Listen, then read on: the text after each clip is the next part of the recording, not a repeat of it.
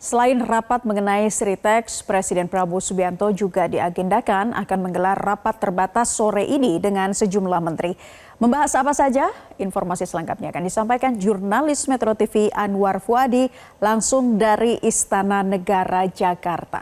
Adi, bisa Anda sampaikan informasi terkini berkaitan dengan agenda Presiden Prabowo Subianto apa saja dan juga informasi apa dari Istana Negara Jakarta?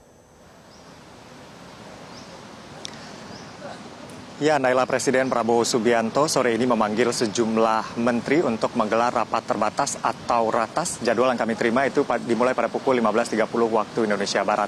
Dan berdasarkan informasi yang kami terima, pembahasannya adalah berkaitan dengan ketersediaan stok pangan dan juga harga pangan, khususnya di hari-hari besar seperti awal Ramadan, seperti saat ini, dan juga nanti persiapan menjelang Hari Raya Idul Fitri, di mana momen-momen tersebut ini cenderung mengalami kenaikan harga untuk pangan dan juga stoknya ini terbatas karena banyaknya demand dari masyarakat. Nah, terkait dengan ratas pada hari ini, sejumlah menteri sudah terpantau hadir di Istana Kepresidenan Jakarta. Di antaranya tadi kami melihat ada kehadiran dari Menko Pangan Zulkifli Hasan, lalu kemudian Menteri Pertanian Andi Amran Sulaiman, Wamentan, lalu kemudian Menteri Koperasi dan juga Wakil Menteri Koperasi, termasuk juga tadi ada dari BGN dan juga dari Bappenas. Nah, menteri-menteri yang hadir di Istana Kepresidenan Jakarta pada sore hari ini tadi saat ditanya oleh awak media belum bisa memastikan secara spesifik poin-poin apa saja yang dibahas dalam rapat terbatas bersama Presiden pada sore hari ini. Namun mereka membenarkan bahwa kurang lebih yang dibahas adalah terkait dengan ketersediaan pangan dan juga harga pangan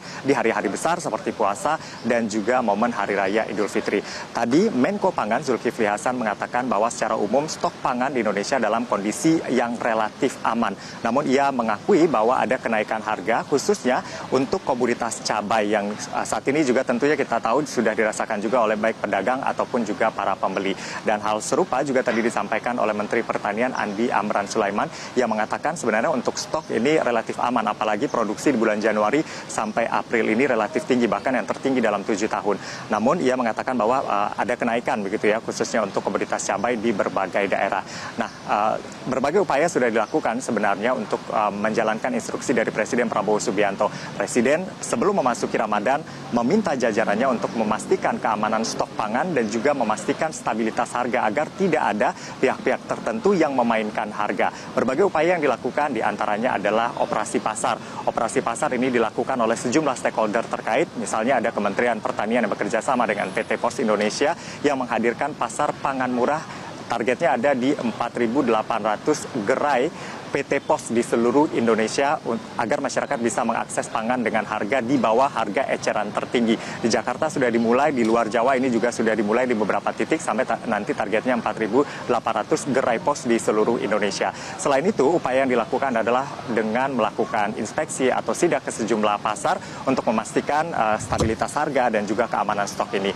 Mentan misalnya kemarin juga sudah melakukan pengecekan di Pasar Induk Cipinang dan Mentan mewanti-wanti agar tidak ada pihak-pihak yang memainkan harga sehingga menyulitkan masyarakat.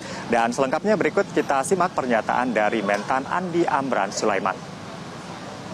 Beras ada kenaikan 2% sampai 4%. Itu ada kenaikan.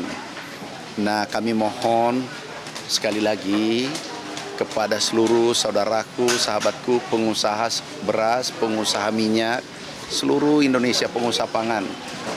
Jangan menjual harga pangan di atas harga eceran tertinggi, HET.